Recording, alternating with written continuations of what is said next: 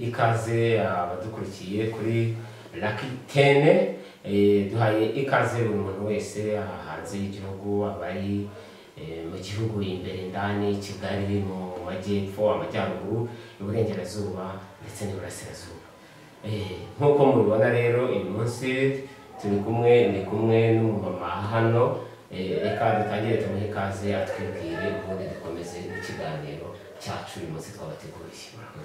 Murakoze cyane, nitwa Tuyizere Donata, ndi umumama ndubatse. Uyu munsi nifuje gukorana nawe mu kiganiro. Murakoze. Ngira ngo mu minsi ishize nibwo Donata wampamagaye urambwira uti reka hari impanuro nshaka guha urubyiruko, nzazinyuza hehe ariko ndashaka kuzinyuza kuri channel yanyu ubutumwa mfite bugere ku rubyiruko. Yego, uyu munsi rero rwose wumve ko ubutumwa bwawe bugiye kujya hanze rwose buragera ku rubyiruko. Nkeka ko turi mu barebwa cyane, ndizera ko uyu munsi urubyiruko agaseke ugiye kubapfundurira ibintu bikaba neza. Agaseke ko karahari kabisa, tuzi ko biri bubagirire umumaro munini cyane cyane ku rubyiruko, izo mbaraga z'igihugu niho hantu twakabaye dushyira ingufu cyane kugira ngo tugire uruhare rwo guhindura neza urubyiruko, rukagenda rukaba urubyiruko ruboneye rushobora gutanga umusaruro ndetse yaba mu muco no mu iterambere bakaba babigiramo uruhare.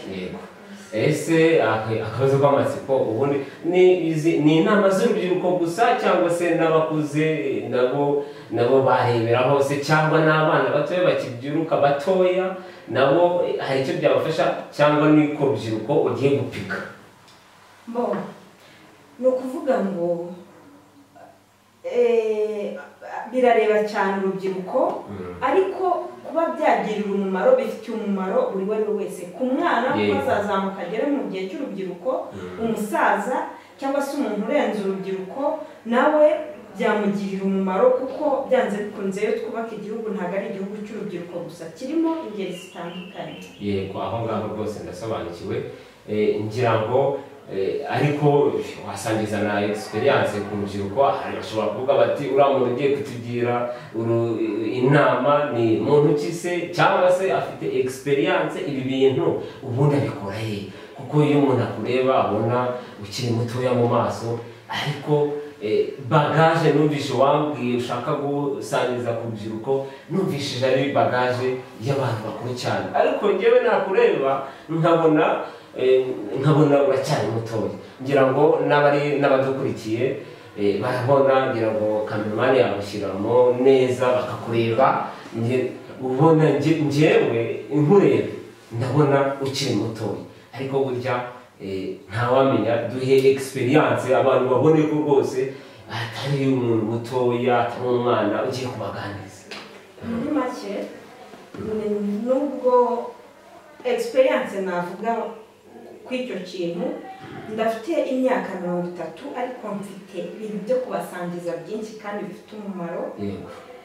Burya ntabwo umuntu yatanga ikiganiro atabyiyumvamo cyangwa atagize ntacyo ubona byatanga.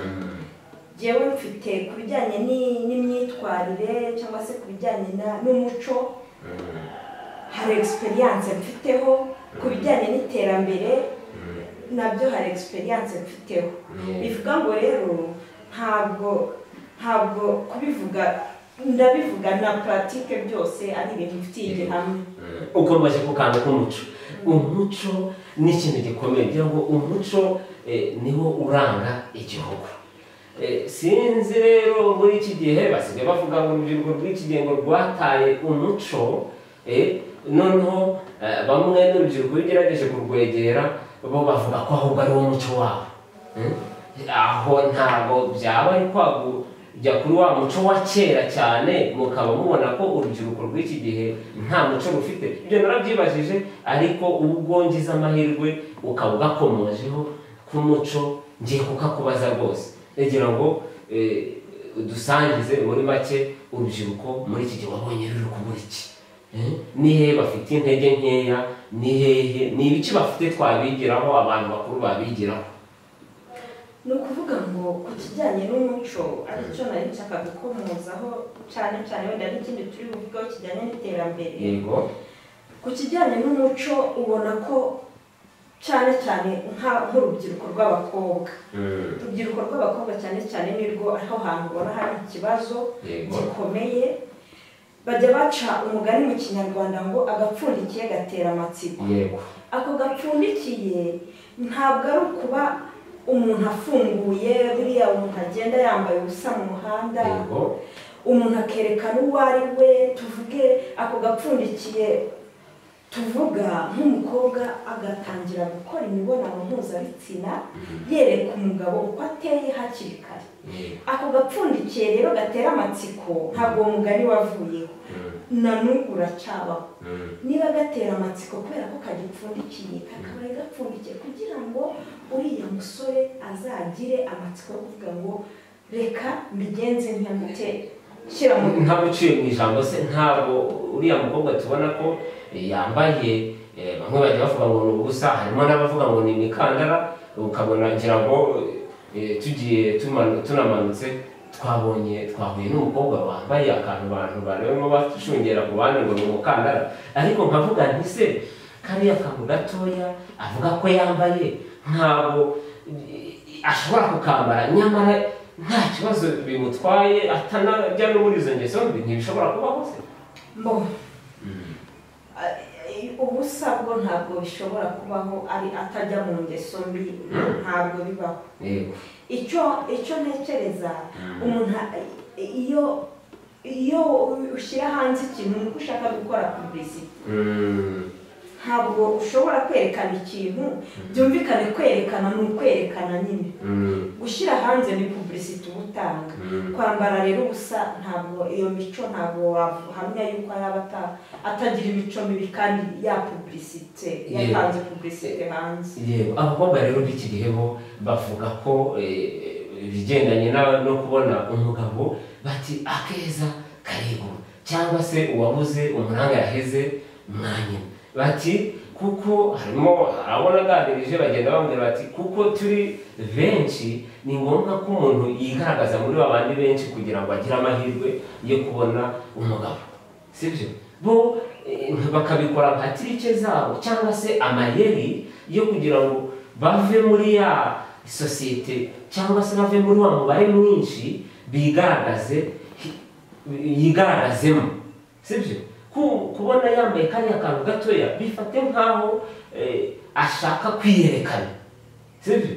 Urumva ikibazo kiri hariya ni ikibazo cy'uko babuze, bavuga ko abagabo babuze. Sinzi niba barabuze, ibyo nta gihamya kibyerekana. Bo bakavuga ko kwiyamarika kuriya ari ugukurura, ari uburyo bwo gukurura abantu bamukurikira benshi. Njye mbona ari mu buryo bwo kwipublicita, nta kibazo cyaba kirimo. Sinzi niba ari kubibona. Uko ubibona njye siko mbibona, kuko ndateka yuko kwiyerekana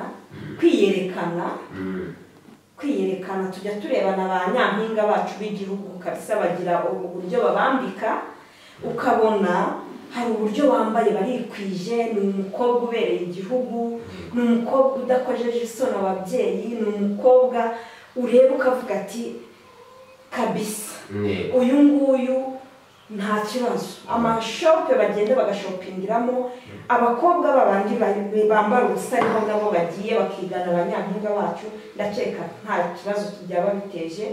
Ariko aho umuntu abona umukobwa yambaye mini igera mbese ni presque n'ikariso. Abatumva mini ni kajipo gatoya kageze kakwerekana amatako kari hejuru y'amavi. Yego, mwakomeza. Noneho rero kwiyerekana, nshaka kuvuga kwiyerekana ntabwo ari ugukora kwambara ubusa. Ubundi kwiyerekana tuza no kugikomozaho, ibikorwa birivugira. Kubura umukobwa n'ubundi iyo ugenda umuntu arabibona. Hanze aha hajya haba agaterime ngo iyo uryoshye uburyoshye ngo niyo ugenda urabyo. bivuga ngo ngwiki umukobwa mwiza uteye neza arahaguruka cyangwa se aragenda ukabibonera kuri taye uburyo agenda imiterere ubundi uburyo ateye ntabwo babibonera ko yambaye ubusa ahubwo ukireba gutya uravuga turiya muntu ni mwiza warebye iki wenda ni amaso ni amaguru ni ikibuno ariko ntawe ujya kureba ngo intege abazireba ubundi ntabwo kimwe nuko ashobora no kwiyerekana mu bikorwa byiza by'iterambere ako kantu ni ukuvuga ngo umukobwa aramutse uri mwiza ukambara neza ukanashaka iterambere sintekereza ko wananirwa kutabona umugabo ibyo bibazo bavuga ngo abagabo ngo barabuze abagabo babuze kubera ko abakobwa batihagazeho kwihagararaho rero kwihagararaho ni ukwihagararaho mu bikorwa ndetse n'iyo myifatire myiza yego uti urubyiruko rw'iki gihe rwataye umuco ese ntabwo byabiterwa n'uburere bari guhabwa iki gihe ababyeyi babo sosiyete barimo ariko parido nyine ntabwo mvuze ngo abakobwa bose bataye umuco harimo bamwe cyangwa se imyifatire ugenda ubona atari myiza itaberanye muri rusange ariko ntabwo ari byo itaberanye no kumva ko uri umunyarwandakazi burya abanyarwandakazi dukunda kugira ikinyabupfura aho tugenda hose abantu bazi ko abanyarwandakazi bubaha biyubaha kandi bagira n'umuco ariko turabona muri iki gihe turimo tugenda tubitakaza ukabona umukobwa nyine nka gutyo yambaye gusa ntacyo bimubwiye aragenda akora imibonano mpuzabitsina igihe ibintu bidakwiriye cyangwa se mbese imyifatire idakwiriye kandi ukabona rwose si byo byakabaye ari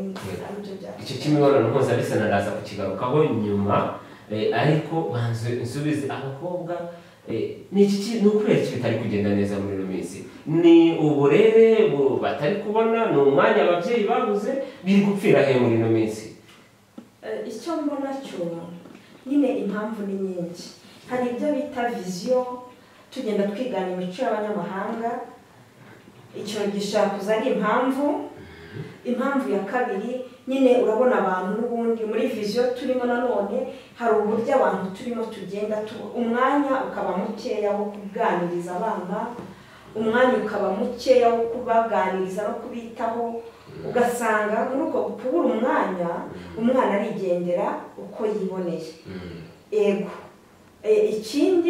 ikindi gishobora kubitera nyine nubwo tukataje mu iterambere ariko murabizi ko turacyafite urugendo iyo dubona mbese nko kuvuga ngo uburyo bw'amafaranga cyangwa se uburyo bw'ubushobozi nabwo bushobora gutera icyo kintu cyo kugira ngo umuco ucike yego urabona ababyeyi umukobwa asabye uruhushya ko agiye gusura umusore umubyeyi atanze uruhushya umukobwa ageze asuye umusore wenda aranaraye aho ngaho nta kibazo njye numva ikibazo kiri ku babyeyi cyane kandi ntibibaho urabishyigikiye ababyeyi batanga uruhushya uko babonye kose njyewe ntabwo ndi kumwe nawe ko hari umubyeyi ushobora gutanga uruhushya rwo umukobwa ngo ajye gusura umusore iwabo bibaho ntabwo mbizi biramutse binabaho ntabwo uwo muco mu kinyarwanda ntabwo byaba ari byo wenda ntabwo twavuga ngo dufite ibimenyetso bifatika ariko ni ibivugwa cyangwa se n'ibyo tubona hanze kuko urugero umukobwa arava iwabo cyangwa se muri geto ubwo muri geto ni hahandi acumbitse ku bakobwa baba bicumbikira bafite akazi batakibana n'ababyeyi umukobwa arajya gusura umusore akararayo akamukubitayo wikendi yose none njyewe kugira ngo tuzamanaginge ibi bintu ni gute ibi bintu tuzabishobora njyewe mbona nubwo ababyeyi bashyiraho akabo ariko sinzi ahantu biri gupfira ibi bintu tuzabimanaginga gute ni ukuvuga niba hari umukobwa wikora ngo agiye gusura umuhungu, birumvikana ko ntabwo ari wa mukobwa uba muri geto, ntabwo ari wa mukobwa ukiri muto uri munsi y'imyaka 18. Umukobwa ushobora kwifatira umwanzuro, ariko muri uwo mwanzuro yafashe yumva uwo mwanzuro waba atari mwiza wo gufata ko yajya gusura umuhungu. Aho rero kugira ngo wenda hagire igikorwa, n'ubundi kuba dufite gahunda yo kugira ibiganiro nk'ibi bikangura cyangwa se bigira inama urwo rubyiruko, buhoro buhoro bizagenda birahinduka, kandi icyo twizeye nuko nidufatikanya hazagira igihinduka. Abazakurikirana iki kiganiro cyacu akabyumva azavuga yuko kirazira umukobwa kujya gusura umuhungu. Umuhungu nashake ntamarari, byanze bikunze umuhungu yagasura umukobwa, cyangwa se wenda akamusura, wenda tuvuga ajyanywe nko gusobanuza, akatara kuvuga ngo tuvuge ni nk'abantu bigana baramutse basuranye basobanuzanya, ibyo biba bifite ukuri. Ariko gusura kubera urukundo, umukobwa agasura umuhungu ntabwo ari umuntu. Nje mbona ibyo bavuga yuko abagabo banabuze, mbona ari nacyo kintu kibitera, kuko umukobwa niba yagusubiye muri weekend, kubwanjye nje numva niba buri weekend se mukenera nkamubona, nje numva nta n'ikintu cyagakwiye kuba kinshishikaza kumuzana mu rugo. Sibyo se yego. Abakobwa rero baracyafite iyo esprit yo kumva ko niba asubiye umusore bakundana ari bari kumwereka urukundo. Ubundi biriya bintu niho umukobwa yagakwiye kwerekera urukundo umusore akunda, cyangwa ni ukwitesha agaciro? Biriya ni ukwitesha agaciro. Jewe reka wenda experience mfite nk'uko wahoze ubivuga, mu gihe cyanjye cy'urubyiruko, nagendanaga n'abakobwa, akagurupe k'abakobwa tungana, noneho naba ngeze mu buryo twaba tugeze cya gihe nyine umuhungu agukunda akakubwira ati ngwino nkugurire akantu, yabimbwira nkavuga ngo oya, ngira nta kibazo mfite, naba mfite inyota ya fanta, naba ntayifite nkavuga ati nta kibazo. Noneho byaje kugera ubwo bifata umusore wankundaga aza kwibaza ati kuri uwo muntu ko ahora yihagazeho cyane ni ukubera uko namukaniraga niko yarushagaho kumva agukunze anagushaka iruhande, biza gutuma afata umwanzuro wo kungira umugore. Kandi hari abantu benshi twajyaniraga bafite akazi, bafite amafaranga, bafite wenda iwabo harakomeye, ariko biza gutuma afata umwanzuro ese uriya muntu ni muntu